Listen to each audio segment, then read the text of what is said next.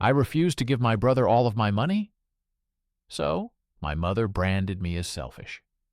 So I showed her how selfish I can really be. My childhood is marked by one phrase and one phrase only. Stop being selfish. One time when I was 9, I set up a yard sale where I sold all of my old belongings and made almost $100. But when I announced it to my family at dinner, my mom just asked why I didn't give some of the money to my younger brother, who was 8 at the time. A feeling of guilt immediately washed over me, and I handed Trent $20. But instead of thanking me, he gave my mom a look.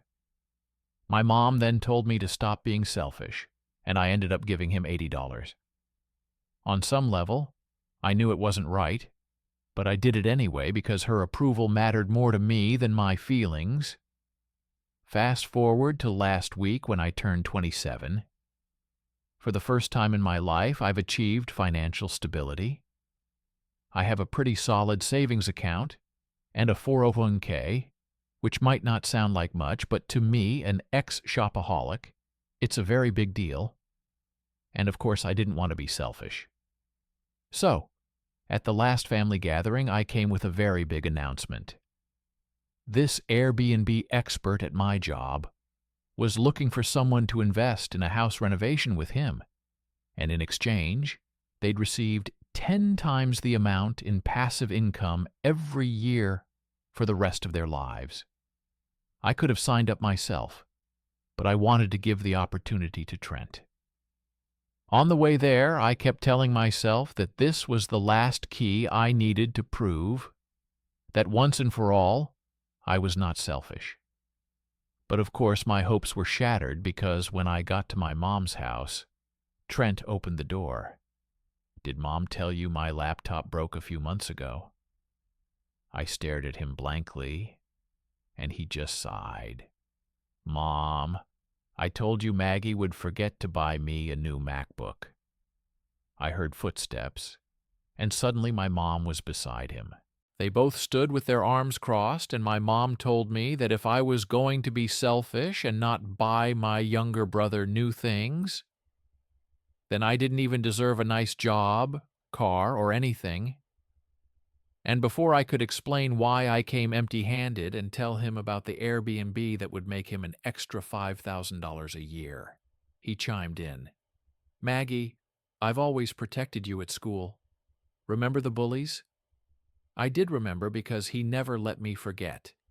You see, in high school I was tormented all day, every day. And one time my brother threatened them to stop, so they did. But it only lasted one day. Still, he raves about it to me and my mom, talking about it like he was a great Roman soldier. And I know this might sound pathetic, but I wasn't even angry. I just felt tears sting my eyes. My fingers clutched the brand new iPhone in my pocket that I had gotten from my mom. And as I was about to give it to them, they kept going. "You know, your brother Trent just got fired from his role as cashier at the local Quick Check. 10 years of employment down the drain. How do you plan to support us during this?" In an instant, my sadness turned to anger. I stared at the entitled faces of my family. Not once during this whole ordeal was I invited inside. I thought about my friends, families that I had been introduced to, how they were always warmly greeted with a hug, never yelled at, never made to cry, never treated like the family slave. I took a deep breath and asked them if they had any gifts for me. My brother rolled his eyes. "It's always about you, isn't it, Maggie?" I kept a completely stoic expression while he retrieved it. The gift in question ended up being a discount coupon for a milkshake at Burger King. I'm lactose intolerant. Well, that was enough for me. I kept my gifts to myself and walked back towards my car. The second I turned the corner, I broke down. I thought back to all the times I gave in to their BS demands. All the times I chose them instead of me. I think that moment was the first time I actually let myself feel angry. And for once, I wanted to do something about it. I turned the car around, left my mom's new iPhone in the car, and walked up the driveway again. Trent answered the door. "Glad you're done with your little temper tantrum. Now let me ask again. Where are our gift?" "Hey, Trent," I interrupted. "Who pays for your phone bill?" "Mom's boyfriend," he answered. I knew he was confused. "What about your gas, your health insurance? Who covers your weekend food deliveries or your premium coffee subscription?" The smirk was wiped from his face, and that's when my mom came. "Hey, Mom, who pays for your guy's rent? Who pays off the car insurance?" They both turned to look at each other and had the "oh wait" look plastered on their faces. You see, I had previously told Trent that my mom's boyfriend was covering his payments because I knew that would help him like him more. And when my mom was on the verge of kicking out Trent, I told her Trent was paying off the bills. I didn't even stick around to explain. I just left. And even though I felt like a badass, it was still really hard. So I spent the entire night bawling my eyes out. And when I woke up, I noticed my phone had been bombarded with dozens of texts and missed calls. The first voicemail was angry. The second was threatening. By the 10th, they were practically begging to talk about this rationally. It was the first time I'd ever stood up to them.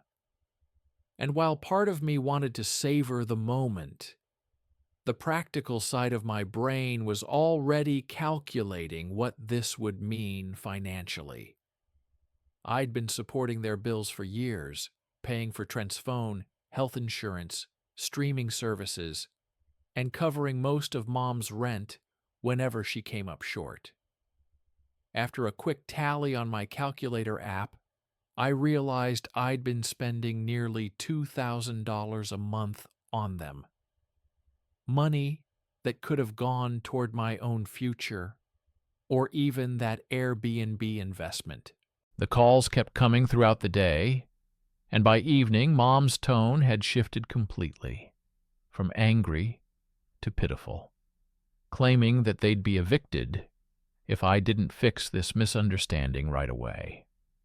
I turned my phone on silent and went to bed early, waking up the next morning to 37 missed calls and a series of increasingly desperate texts about how the landlord was threatening them and utility companies were sending final notices. For a brief moment, I felt that familiar twinge of guilt and responsibility, my finger hovering over the call button as I considered giving in just one more time. But then I remembered the look on their faces when they demanded gifts, while not even inviting me inside. I decided to take a personal day from work to clear my head, spending the morning reorganizing my finances and realizing with a shock that without supporting my family, I could actually afford to make that Airbnb investment myself. While I was crunching numbers, my co-worker Jaime called to check on me since I rarely missed work. And when I explained the situation with my family, she invited me to lunch, saying I sounded like I needed a friendly ear. Over sandwiches at the cafe near my apartment, I found myself telling Jaime everything about the yard sale when I was 9, about high school, about how they treated me at my birthday visit. And with each revelation, her eyes grew wider, until she finally put down her fork and said, "Maggie, that's not normal family behavior. That's financial abuse." The words hit me like a physical blow, and I spent the rest of lunch in a daze, as Jaime gently explained that what I'd been experiencing wasn't just occasional selfishness, but a systematic pattern of exploitation that had been normalized for me since childhood. When I got home, I finally called my mom back, keeping my voice steady as I explained that I would no longer be covering any of their expenses. And when she started crying about how they'd end up homeless, I calmly suggested that Trent could get another job, or they could apply for assistance programs. Mom switched tactics immediately, her voice hardening as she accused me of abandoning family in their time of need, reminding me of all the sacrifices she'd made raising me. But this time, her guilt trips bounced off me like raindrops on a windshield. I ended the call with a simple, "I love you both, but I can't keep doing this," and blocked their numbers for the rest of the week to give myself space to think. The next 2 weeks were the most peaceful of my adult life. I invested in that Airbnb opportunity, started therapy with a counselor who specialized in family dynamics, and even joined a local hiking group, where I met some genuinely kind people who seemed to like me, without expecting anything in return. 3 weeks after cutting off financial support, I received a letter from Trent that started with accusations, but eventually admitted they'd been kind of depending on me too much, and asked if we could talk in person. I agreed to meet them at a neutral location, a coffee shop downtown, rather than at their house or mine, and arrived early to secure a table in the corner where I could see them coming. Mom arrived first, looking noticeably more worn than I remembered, her hair pulled back in a messy ponytail rather than her usual perfect styling. And when Trent joined her a few minutes later, I noticed he was wearing a uniform from the local grocery store. The conversation started awkwardly, with Mom explaining that they'd been forced to make some drastic changes after I abandoned them. But I just sipped my coffee and waited for them to get to the point. Eventually, Trent admitted he'd taken a job stocking shelves overnight, and Mom had started babysitting for neighbors to make ends meet. But they were still behind on rent and facing possible eviction if they couldn't come up with $2,000 by the end of the week. I looked at them both for a long moment, remembering all the birthdays when my gifts had been an afterthought, if I received anything at all. All the times I'd given up opportunities to pay for Trent's latest whim. All the years I'd been made to feel that my sole value was in what I could provide. "I can help you this one last time," I said finally, pulling out my checkbook. "But I have conditions." Their faces lit up with relief until I explained my terms. I would pay the $2,000 directly to their landlord, not to them, and in exchange they would attend 3 family therapy sessions with me and my therapist. Mom immediately balked, claiming there was nothing wrong with our family dynamic that needed fixing by some stranger. But Trent, surprising me, nudged her arm and muttered, "It's just 3 sessions, Mom, and we need the money."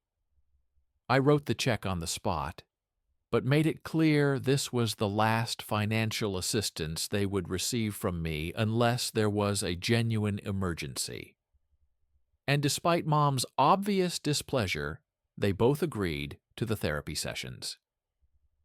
The first session was a disaster, with Mom spending the entire hour defending her parenting and Trent alternatively backing her up and sulking while I sat there feeling like I was 9 years old again. But my therapist Chen handled it masterfully, not pushing too hard, but also not letting Mom's revisionist history go unchallenged. The second session a week later went marginally better, with Trent actually admitting that maybe he had been a little entitled growing up. Though Mom still insisted she'd only been trying to make sure I didn't become selfish like my father had been. By the third session, something had shifted slightly, not dramatically, but enough that when Dr. Chen asked us to each share one thing we appreciated about the others, Mom actually said she was proud of how responsible I'd become with money, which might have been the first genuine compliment she'd given me in years. After completing the 3 mandatory sessions, I expected my family to disappear from therapy and my life again. But to my surprise, Trent called me the following week to ask if I'd be willing to meet him for coffee. Just the 2 of us. We met at the same cafe, and for the first hour, we just made awkward small talk about his new job and my Airbnb investment. But eventually he cleared his throat and said, "Dr. Chen made me realize some stuff about how I treated you growing up." I nodded, not trusting myself to speak. As he continued, "I guess I just always saw you as the golden child who had everything figured out, and I was jealous. So when Mom would take my side, it felt good." You know, he looked uncomfortable but kept going. "Anyway, I've been thinking about all the times you helped me out financially, and I want to pay you back. Not all at once, obviously, but maybe a little each month." I was so stunned I nearly spilled my coffee, assuring him that wasn't necessary. But he insisted, pulling out an envelope with $200 cash inside. It's a start at least. Things with Mom remained more complicated. She attended one more therapy session on her own before declaring it unnecessary. But she did stop calling me for money, instead sending occasional text messages that were stiff but civil, asking about my work or sending photos of her garden.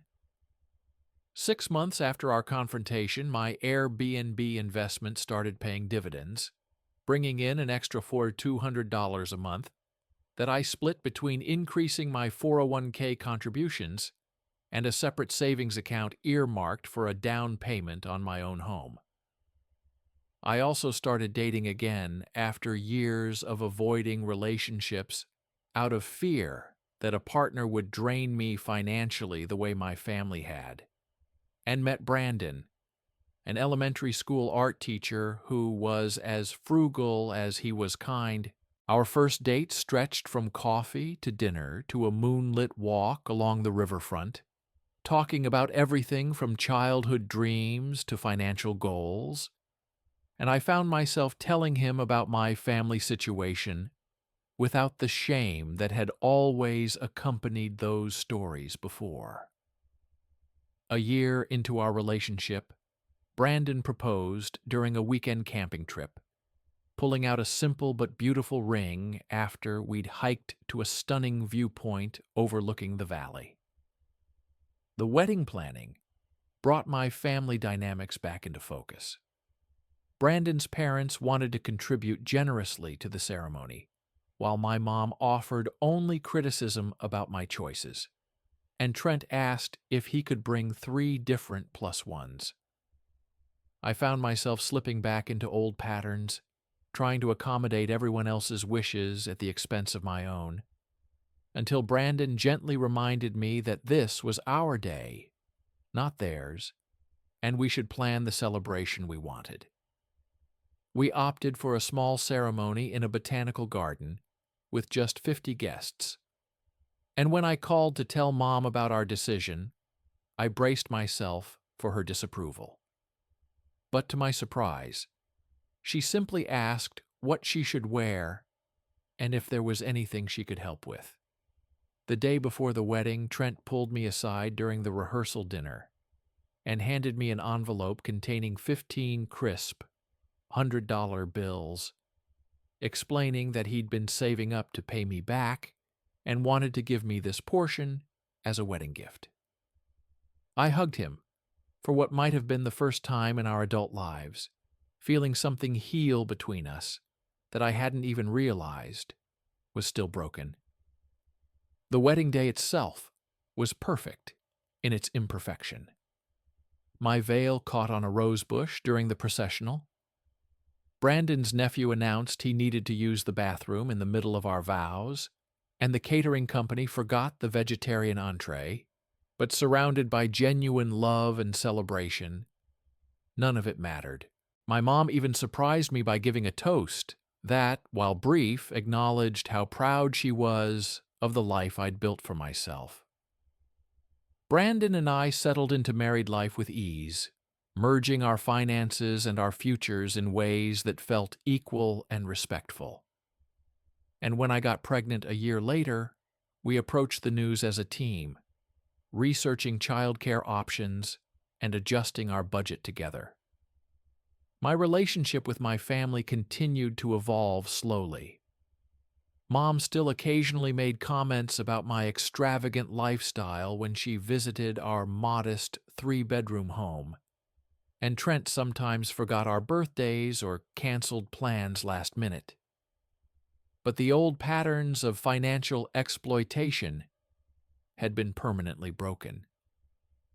When our daughter Ellie was born, I watched my mother hold her granddaughter for the first time, tears streaming down her wrinkled cheeks, and felt a complex mix of emotions. Hope that my child would never experience the conditional love I'd grown up with. Fear that I might unknowingly repeat patterns from my own childhood, and determination to create a different kind of family legacy. As Ellie grew from infant to toddler, I found myself hyper-aware of how I spoke to her about money and sharing, careful never to use the word selfish, even when she refused to share her toys with cousins or friends. Brandon noticed my anxiety around these situations and suggested we both read parenting books about healthy financial attitudes for children, which helped me see that teaching generosity didn't have to mean sacrificing self-worth. When Ellie turned 3, we started giving her a small allowance divided into 3 jars: one for spending, one for saving, and one for sharing, letting her decide how to use the sharing portion, whether for buying a gift for someone else or donating to the animal shelter she loved visiting. My mom questioned this approach during a Sunday dinner, asking why we were complicating things, instead of just teaching Ellie to share everything. But I calmly explained our philosophy while Brandon squeezed my hand supportively under the table. The true test came during Ellie's 5th birthday party, when Trent arrived without a gift, explaining sheepishly that he'd been laid off again and couldn't afford one. The old Maggie would have slipped him money later, or pretended his presence was gift enough. But instead, I suggested he could give Ellie the gift of time, perhaps taking her to the park the following weekend, or teaching her to fish at the lake near his apartment. Trent seemed surprised but agreed, and that outing became a monthly tradition that benefited them both far more than any toy would have. As our family grew with the addition of twin boys, 2 years later, Brandon received an offer to become the art department head at a prestigious private school across the state. A significant promotion with better pay and benefits, but one that would mean moving away from my family. 10 years earlier, I would have turned it down immediately, convinced that my obligation to Mom and Trent outweighed any opportunity for our own family. But now, I found myself genuinely weighing the pros and cons without that crushing sense of guilt. When I told Mom about the potential move over lunch, I expected resistance or emotional manipulation. But she surprised me by asking thoughtful questions about the schools in the new area and whether the cost of living was lower. She did get tear-eyed toward the end of our conversation, admitting she would miss seeing the grandkids regularly, but then suggested she could visit during school breaks and we could set up weekly video calls. The move turned out to be exactly what our family needed. Brandon thrived in his new role. I found a part-time accounting position that allowed me flexibility with the children, and we purchased a home with a spare bedroom specifically designated for family visits. Mom came for a week each summer, and while those visits weren't always easy, she still had opinions about everything from how I loaded the dishwasher to which extracurricular activities the kids should pursue. The physical distance had created emotional boundaries that made our relationship healthier. Trent's life took an unexpected turn when he met Vanessa, a non-nonsense business owner who ran a successful landscaping company and needed an operations manager. Their relationship moved quickly from professional to personal, and I watched with a mix of amusement and awe as my formerly entitled brother transformed into someone who worked diligently and took pride in his contributions. When they got engaged after just 6 months of dating, Trent called to ask if I would be his best person at the wedding, explaining that I was the only one who had always been there for him, even when he hadn't deserved it. The ceremony was small and practical, held in Vanessa's beautifully landscaped backyard, with catering from the local deli and decorations made by her crafty sister. During the reception, Trent pulled me aside to show me something on his phone. A savings account with my name listed as the beneficiary containing over $12,000, which he explained was the full amount he'd calculated that I'd spent supporting him over the years, plus interest. I tried to refuse, telling him it wasn't necessary, but he insisted that completing this repayment was important for his own growth, saying, "Vanessa helped me understand that I can't truly start our life together until I've closed the debts from my U.S.